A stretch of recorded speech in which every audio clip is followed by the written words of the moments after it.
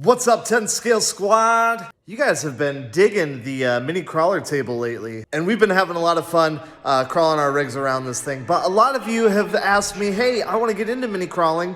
Which crawler should I get? Well, I've got a bunch of them here, and today we're gonna find out. Let's do it.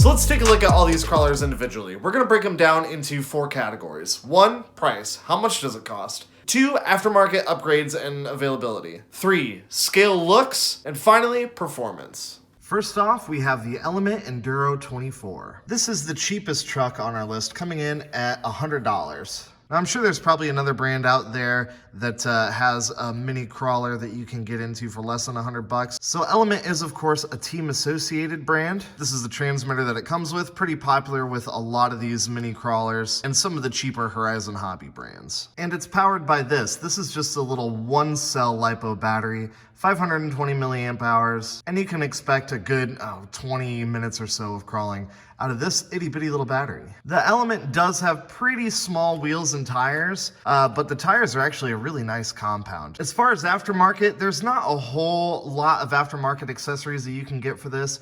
You can get wheel weights, but you have to be careful about the inside diameter of the wheel weights themselves. Remember, these are pretty small wheels and tires. As far as scale looks goes, I mean, this isn't a licensed body. It's kind of a mix between a Ford and a Dodge kind of looking thing. You do have this cool bull bar in the front with a molded plastic fair lead for a winch. Obviously not a whole lot of places to put a winch in there, but you do have LED lights. Now, the thing about these LED lights is they're only illuminated under throttle. So when the truck is just sitting there, these lights are off. And then as you pull the trigger, the lights kind of come on. It looks a little cheesy, but hey, at least, you know, A for effort. No lights in the back, and you do have a fair bit of body that hangs over the rear tires. Not the greatest departure angle, but at least it doesn't have like a big plastic chunky rear bumper that's gonna get hung up on stuff. And around the crawler track, this performs pretty well. Okay, so here you can see the lights on the front. They don't come on unless I'm under throttle. Now keep in mind, this is totally stock, and this is probably the least capable truck that I've got here. And as you can see, it is just struggling to get up this hill. It doesn't want to do it. You got to find just the right line, and you got to find just the right line and really kind of take your time and use a combination of just flat out throttling out to get up stuff, as well as you know, precise tire placement. This is the hardest obstacle on this whole table. But oh, it can make it up. It can make it up. You just got to be persistent and precise, and really be careful about where you're placing your tires. Without any selectable gear speeds, you know, you kind of gotta make up for you kind of got to make up for a lack of performance with just good driving. And you see, there you go. Next up, we have the RGT24. So this is actually the same exact chassis. Everything underneath is exactly the same as the Element. This obviously has a Land Rover Defender D90 body on it, and there are a couple differences, like this has a big chunky bumper in the rear, a spare tire. The wheels are ever so slightly different, but the tires are exactly the same. Here's the transmitter for it. It should look really familiar to the Team Associated Element Enduro 24, and the battery as well. However, the RGTs do come with a second battery. I haven't really noticed a difference other than physical dimension between the two batteries. Aftermarket on this is going to be the same as the Element Enduro. You can find wheel weights. Again, you got to be careful of getting the right size. You got to get the pretty small brass wheel weights. This one actually does have the brass wheel weights, and you can kind of see them in there. Oop, there they are. Now, since the RGT does have a rear bumper, it has lights in the rear as well as the front, but just like the Element, the lights are only illuminated under throttle. Prices on these fluctuate a little bit, but I usually find them for right around $100, maybe like $115. And as far as budget spec goes, I really do like this one better than the Team Associated, just because I like this body. I'm a big Land Rover fan, and the Defenders are always cool. As far as performance go, this is a little top heavy, seeing that we've got this cage around the body, and we also have the spare tire on the back, making it pretty heavy up high. And the rear bumper definitely doesn't do good things for a lot of your approach angles and departure angles. I personally like the red. Ethan digs the silver, so this one's Ethan's, this one's mine. And it's fun when you have two identical rigs, one stock and one modified. Then you can really tell where the improvements are. All right, so we're gonna try the stock RGT first. Now, see, this again has the lights that are only illuminated when you're under throttle. Now, this thing being quite a bit top heavy, it might make for a challenge here. Pretty much same kind of driving characteristics as the Team Associated. Kind of a combination between tire placement and just brute force and finding just the right line. You see that back bumper is getting hung up there. Oh, come on. Come on. Do it. No! I was gonna roll backwards there. The tires on this thing are really grippy, but being that they're the smallest diameter, you gotta make up for it with just driving skill. Hand to God there, as we try and find the right line. Come on. I know it's possible. I've done it before with this thing, but oh my gosh. Can we get up there? Oh, speed. Speed is the answer. Oh, come on. I'm gonna have to back up a bit. Oh. If those tires were just a little bit bigger and we had some more weight. It's not gonna do it, guys. Now we're gonna drive Ethan's modified RGT crawler here. So this has wheel weights and some other weights strategically placed here. And we're gonna see if this one does any better. I mean, obviously you can see it's staying planted a lot better than the totally stock one. But, it's still, it's still got those little wheels that it's struggling. Oh! We'll try speed, yes. Again, speed is the answer, and there we go. Look at that. Crawled up there very nicely. And making it across the bridge with no problem. The Axial SCX24s. So Axial makes a couple different vehicles, all on the SCX24 chassis. This is just two examples here. We've got the Chevy C10 and the Deadbolt. The price on these is very, very similar. These are right around $115 to $130, depending on where you buy them and which version you actually choose to get. They also make this in a Jeep body that looks really cool too. So underneath, everything is exactly the same. They use the same batteries, have the same drive lines, same suspension, same motor, same ESC, same transmitter. The good thing about this transmitter is you do have quite a bit of adjustment, and you can also select from high, medium, and low speed right here on the fly. So if you're going over something technical and you don't want to have a whole lot of wheel speed, you can certainly do it. But then if you're trying to climb something vertical and you need that extra wheel speed, you can crank it up into high speed and really dial in the throttle response rate and overall speed of this thing pretty easily. As far as the aftermarket goes, the aftermarket for these is huge. My Axial SCX24 here is actually pretty heavily modified. This is another cool thing. The body actually hinges back, which gets you inside pretty easily. So this one has Power Hobby suspension. It's not oil-filled suspension, but it does actually lift the ride height of the truck quite a bit. And obviously they're all metal, fully adjustable, and you can really dial in some performance out of these things. It also has brass wheel weights, brass steering knuckles, and brass diff covers front and back. This is definitely one of the most capable trucks that I have. As far as scale looks goes, the Chevy C10, this is an actual licensed body. In fact, underneath, we can see, boom, right there, 1967 Chevrolet C10. It definitely gets some scale points there. This is a plastic molded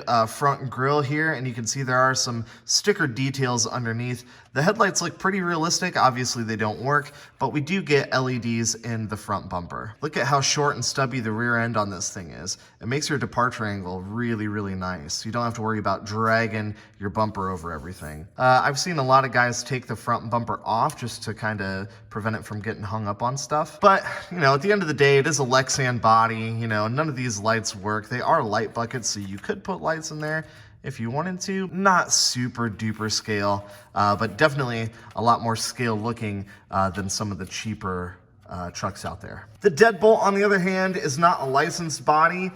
Some people love it, some people hate it. I really like the way the Deadbolt looks, and this color, I can't do it justice on camera. The color is really unique and pretty cool. The Deadbolt body, you can see how it's got the Cursa curves here. It really allows for some pretty good articulation. You can flex this thing pretty hard and the wheels are not rubbing on the body. Something that wasn't possible with the C10 until I added the suspension and put that lift kit on it. So huge aftermarket. These things perform really, really well right out of the gate. I mean, Axial is one of the biggest names in RC crawling. And yeah, the SCX24 is probably the most popular mini crawler out there. The Deadbolt. Now remember, this is Ethan's Deadbolt. It is completely, totally stock, but it does have the tallest tires out of any of the Axial, or really any of the crawlers that I have here. And as you can see, it just, I'm falling off the bridge a little bit. Oh no. Yeah, let me see if I can do that one a little bit better. Oh, it loves, oh. Yeah, there we go. There we go. Wheel speed. Oh. Well, there you have it. It got up there, but, you know, Now the modified SCX24. I mean, look at that. Look at that. The thing just sticks hard. First try, up and over, beautiful. And last but certainly not least, the most expensive mini crawler that I have, the Kyosho Mini Z Suzuki Jimny. So Kyosho makes the Mini Z crawlers in a couple different styles. They make this, the Suzuki Jimny, the Toyota Land Cruiser, and they also make a Jeep. I think the Jimny looks the best, which is why I got this one. Oh my gosh, is it expensive, guys? These are $200, and this is arguably the worst performing mini crawler that I own. However, as far as scale, attention to detail, I mean, this thing is 10 out of 10. If you own any Kyosho Mini Z stuff, you know exactly what I'm talking about. These bodies, first of all, it's not Lexan, it's hard plastic, and they are just really, really super detailed. I mean, from the wheels, to the door handles, to the door locks, to the lights, to the antennas, to the windshield wipers, to the lenses on the headlights. I mean, everything on this thing is really, really detailed. And it drives so smooth. Again, if you've driven any of the Kyosho Mini Z stuff, you will know that they just drive unlike anything else. The thing is absolutely butter smooth. There's no juddering.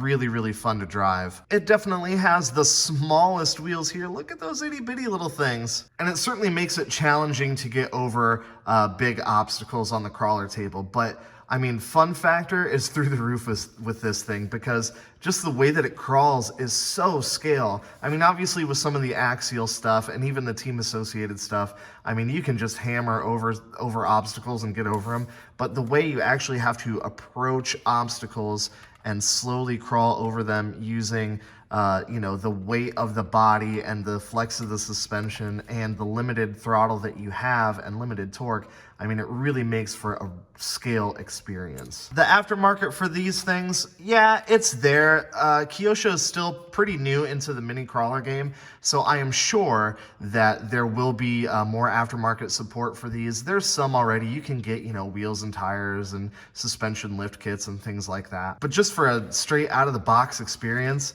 this thing is a lot of fun. So the scale factor on this one is through the roof.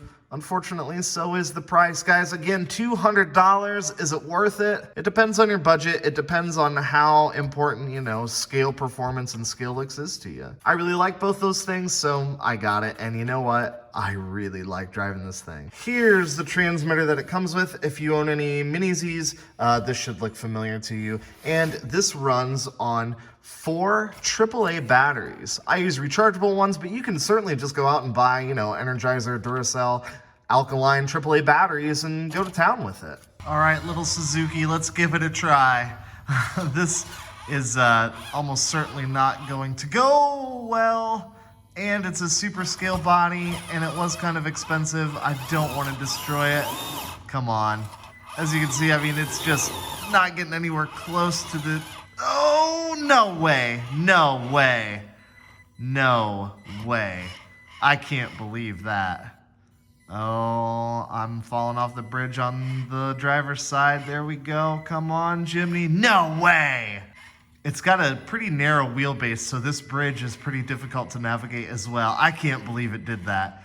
I cannot believe it did that. Go, Jimny. So there you have it, guys. What do you think? I hope that answered some questions that you had about what these mini crawlers are all about, maybe which one is right for you, which one is wrong for you, and how they're similar and how they're different. If you have any questions, definitely let me know down below. All right, guys, that's going to do it for this one. A big thank you to these guys right here, the 10 Skill Squad VIP. If you want to support the channel, check me out on Patreon. $3 a month. I make extra videos. It's a good time. If this is your first time checking out the channel, welcome. I'm glad you found it. I like to do RC shenanigans like this all the time, and I've got some cool stuff coming up. You're going to want to stick around. All right, guys, until next time. Peace.